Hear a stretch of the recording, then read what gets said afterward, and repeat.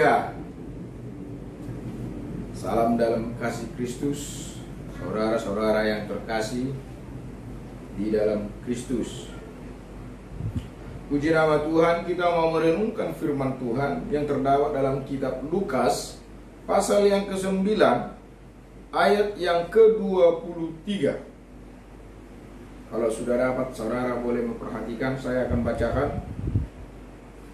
Katanya kepada mereka semua, setiap orang yang mau mengikut aku, ia harus menyangkal dirinya, memikul salibnya setiap hari dan mengikut aku. Puji Tuhan.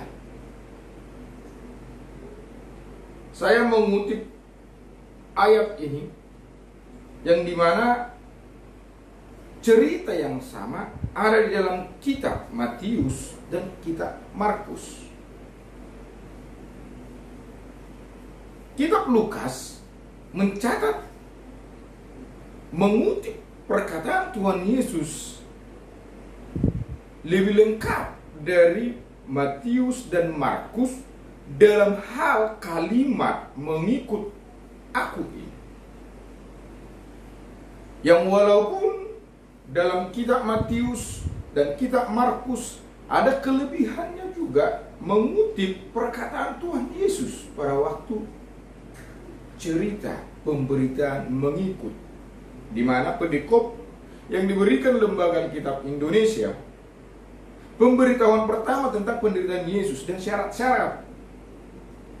Di sana dalam kitab Matius dan kitab Markus diceritakan bagaimana Yesus berkata akan pergi ke Yerusalem untuk menderita.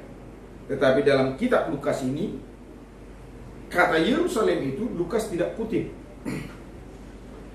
Tetapi dalam kalimat, siapa yang mau mengikut aku, ia harus menyangkal dirinya, memikul salibnya setiap hari.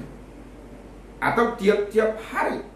Kitab Matius dan Markus tidak mengutip kalimat tiap hari ini. Tapi Lukas yang mencatatkan memikul salibnya tiap hari dan mengikut. Puji Tuhan, saudara yang terkasih. Tema firman Tuhan hari ini mengikut Yesus. Yesus katakan dalam kalimat ini, saya ulang kembali, siapa yang mau mengikut aku, ia harus menyangkal dirinya dan memikul salibnya tiap-tiap hari atau setiap hari, lalu mengikut aku. Menyangkal diri artinya mengatakan tidak kepada diri kita sendiri, mengatakan ya kepada Tuhan. Menyangkal diri ini menganggap ketiadaan diri, bahwa hanya Tuhanlah yang harus dimuliakan. Yohanes Pembaptis pernah berkata, dia harus semakin bertambah, aku harus semakin berkurang. Ia harus semakin besar, aku semakin kecil. Itu kerendahan hati daripada Yohanes Pembaptis. Penyangkalan diri Yohanes Pembaptis untuk menyatakan sang juru selamat, sang anak domba Allah yang tunggal itu. Ternyata mengikut Tuhan tidak segampang apa yang ada dalam pikiran kita, tidak seenak apa yang ada dalam kerinduan kita untuk mengikut Tuhan.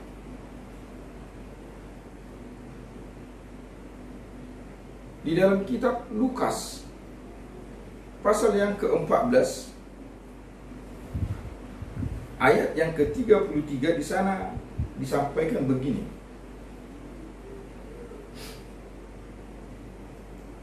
Demikian pula lah tiap-tiap orang di antara kamu yang tidak melepaskan dirinya dari segala miliknya tidak dapat menjadi muridku. Yesus katakan, orang yang tidak melepaskan dirinya dari segala miliknya, dia tidak layak menjadi murid Tuhan. mau menjadi milik murid Tuhan?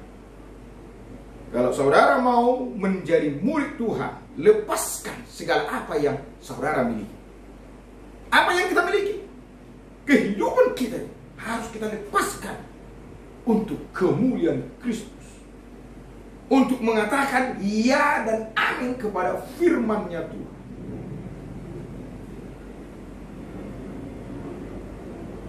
Yang memang sebenarnya kehidupan kita itu sebenarnya tidak lagi dapat hak.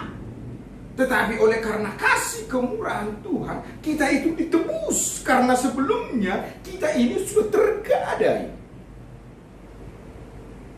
dengan dosa. Tetapi Kristus rela menebus kita.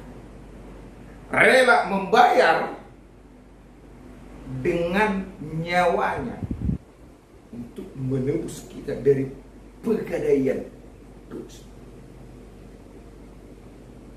Harusnya kita menjadi pengikut Tuhan, menjadi murid Tuhan yang rela menyangkal diri, menyangkal setiap keinginan daging kita. Menyangkal diri ini juga diterjemahkan dengan berpuasa. Menyangkal diri secara jasmani, tidak makan dan minum hanya untuk menyenangkan hati Tuhan, itu pun menyangkal diri.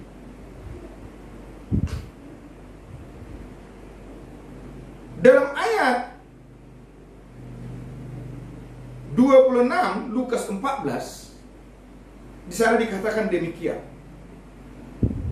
Jikalau seorang datang kepadaku dan ia tidak membenci bapaknya, ibunya, istrinya, anak-anaknya, saudara-saudaranya laki-laki atau perempuan, bahkan nyawanya sendiri, ia tidak dapat menjadi muridku.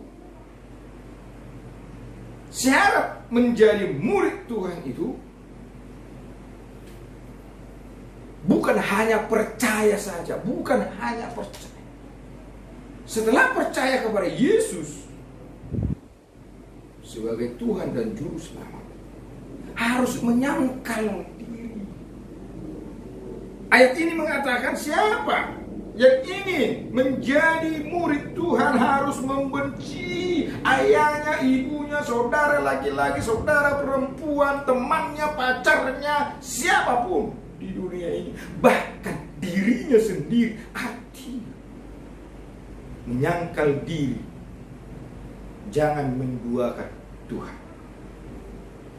Menyangkal diri, mengutamakan Tuhan dalam kehidupan kita, bahwa Tuhanlah yang terutama. Tidak ada alasan kita berkata tunggu dulu. Tidak ada dasar kita untuk berkata sebenarnya anak-anak Tuhan untuk berkata saya lagi capek. Sebagai anak-anak Tuhan harus menyangkal diri.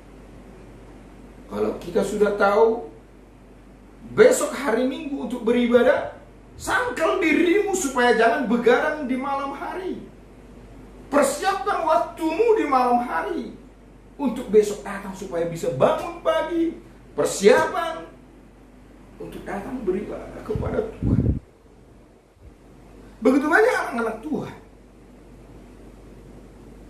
tidak mau menyangkal diri.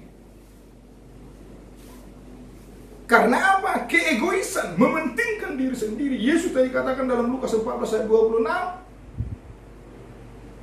harus membenci dirinya sendiri. Harus mengutamakan Tuhan, bukan mengutamakan kepentingan kita. Kalau kita mementingkan kepentingan, Yesus katakan tidak layak menjadi murid Tuhan. Saudara mau menyangkal diri? Saudara mau menjadi murid Tuhan? Ayo menyangkal diri. Ayo berkata, jadilah kehendakmu Tuhan, jadilah kehendakmu Yesus. Mari kita berkata bahwa Yesus yang terutama dalam hidup. Bahkan para orang-orang tua, jangan engkau lebih mencintai anak-anakmu daripada Tuhan. Saya sudah memperhatikan dan meneliti banyak orang-orang tua, anak-anak Tuhan yang mengaku dia percaya kepada Kristus, tetapi sangat sulit untuk menganjurkan anak-anaknya untuk beribadah. Bahkan sudah dipanggil pun ke rumahnya, masih ada orang tua berkata, dia masih tidur, dia bangun tidur, tidak enak diganggu dalam jam-jam ibadah. Karena apa? Orang-orang tua itu lebih mencintai anaknya daripada Tuhan. Tetapi orang yang lebih mencintai Tuhan, dia akan mempersiapkan, mau anaknya, mau rumah tangga keluarganya, dia akan persiapkan untuk tetap beribadah kepada Tuhan. Menyangkal diri, mengatakan tidak kepada diri kita. Menyangkal diri, mengutamakan Tuhan dalam segala hal. Amin. Yang kedua, memikul salibnya tiap hari. Memikul salibnya tiap hari. Salib di sini bukan salib Kristus yang Yesus alami waktu penyaliban di Bukit Golgota. Yesus katakan kita itu memiliki salib masing-masing dan harus dipikul. Dalam Galatia 6 ayat 5, di sana disampaikan bahwa setiap orang menanggung tiap salibnya masing-masing. Salib saya dengan salib saudara berbeda. Salib saudara dengan salib yang lain berbeda. Dan jangan bermegah dengan salib yang kita pikul. Dan jangan juga kita menyalahkan salib orang. Kalau saudara dikaruniakan sesuatu yang baik dengan mengatakan yang lain tidak baik, para hamba-hamba Tuhan pun jangan merasa bangga diri kalau dia dapat melayani di kota-kota. Belum tentu dia sanggup melayani di desa-desa. Dan hamba-hamba Tuhan di desa-desa pun jangan berpikir lebih enak di kota-kota. Kalau Tuhan seandainya tahu itu hamba Tuhan yang di desa-desa ke kota, belum tentu juga dia bertahan. Makanya Tuhan katakan, pikul salib masing-masing. Kita harus memikul salib. Amin. Kita harus memikul salib. Dalam Matius 10 ayat 38 di sana dikatakan, yang tidak memikul salibnya tidak layak bagi Tuhan. Orang percaya kepada Yesus tadi tidak mau memikul salibnya, dia tidak layak di hadapan Tuhan. Kalau saudara mau layak di hadapan Tuhan harus memikul salib. Amin. Dalam Lukas 14 ayat 27,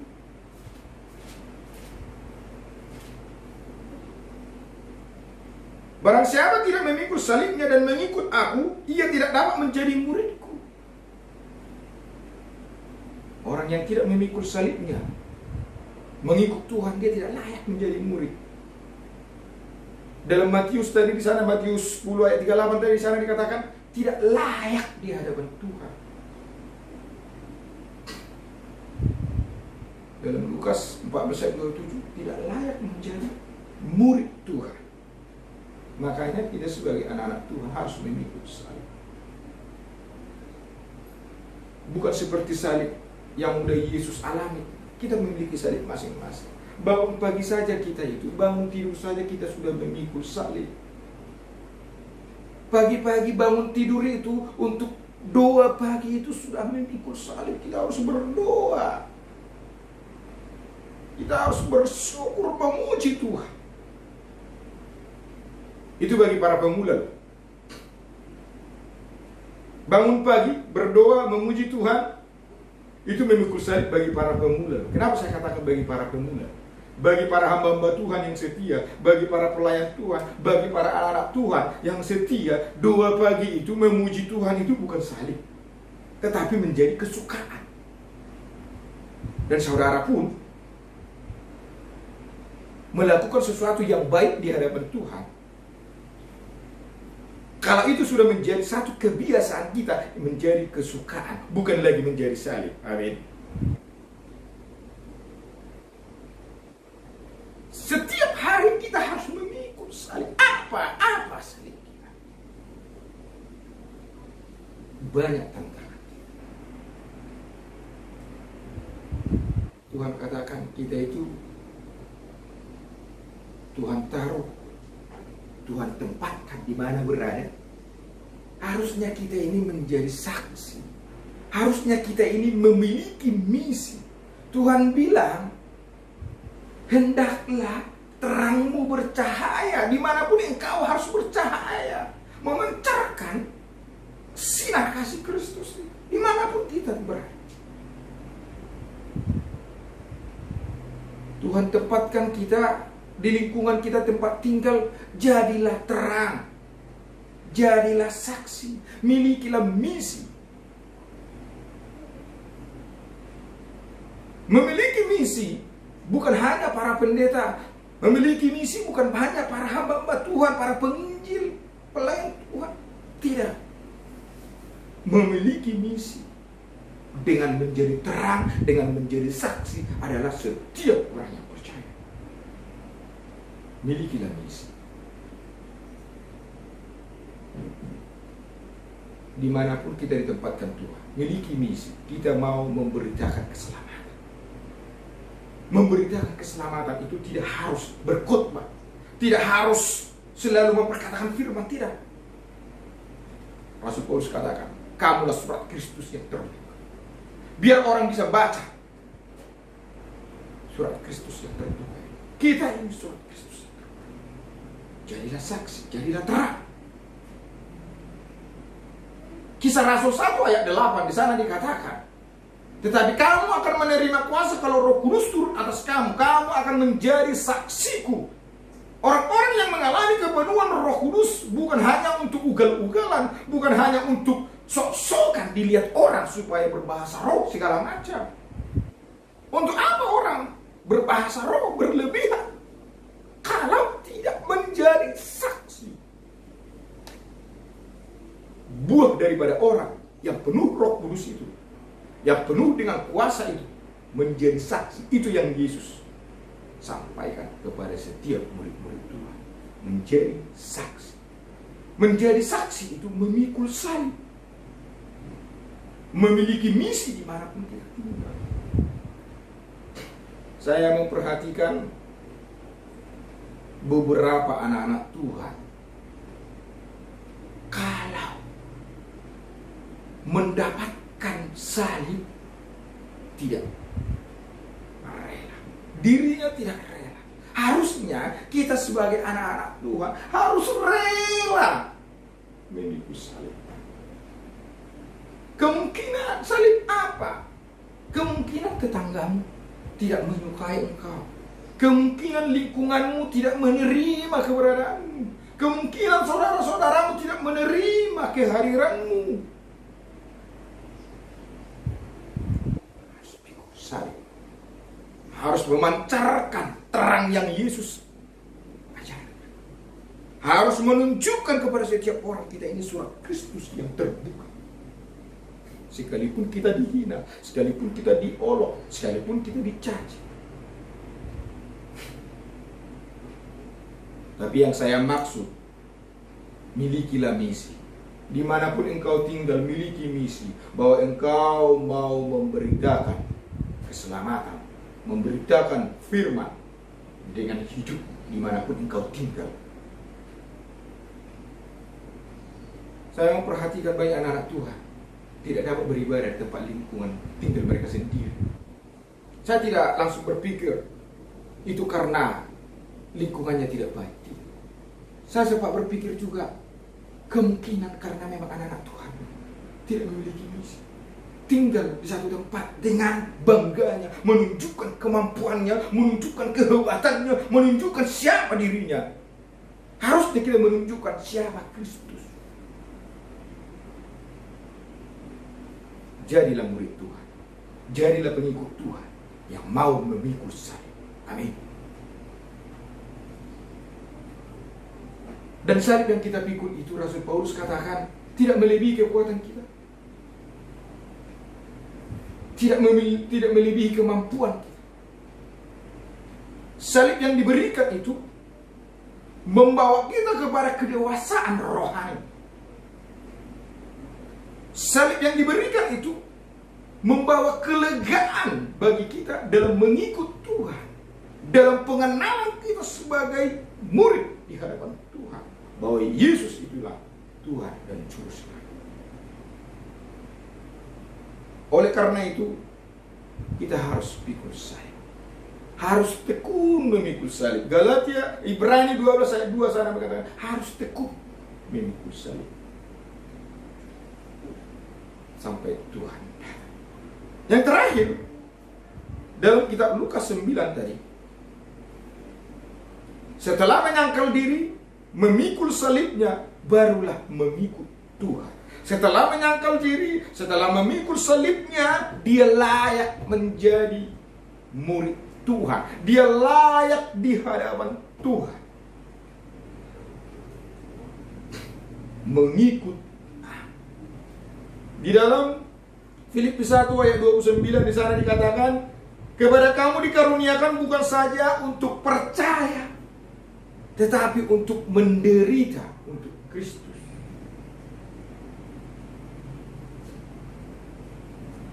Menyangkal diri,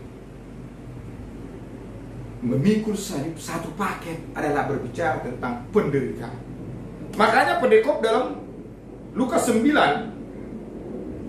dan juga kitab Matius dan kitab Markus, di sana dikatakan pemberitahuan pertama tentang penderitaan. Menyangkal diri, memikul salib, berbicara tentang penderitaan.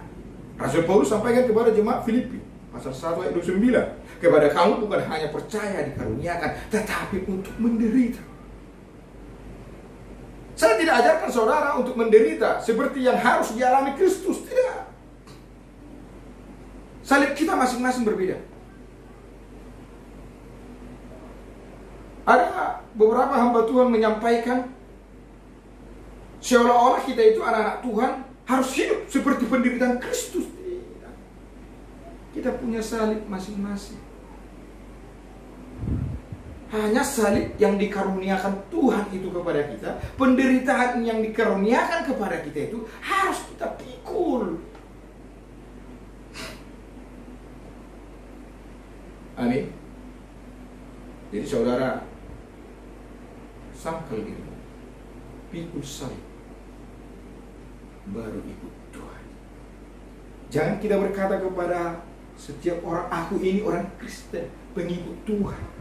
Aku ini orang Kristen, murid Tuhan. Kalau dia tidak menyangkal dirinya, kalau dia tidak mengutamakan Kristus dalam dirinya, kalau dia tidak memikul salibnya, dia tidak layak menjadi murid Tuhan. Dia tidak layak menjadi pengikut Tuhan.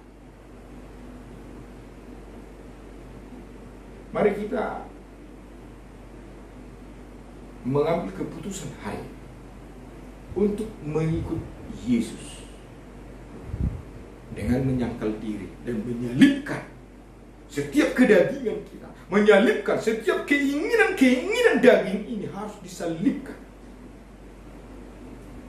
Hanya keinginan Tuhan, hanya kehendak Tuhan yang harus kita penuhi, yang harus kita lakukan. Amin. Puji Tuhan, saya tidak perpanjang firman Tuhan ini.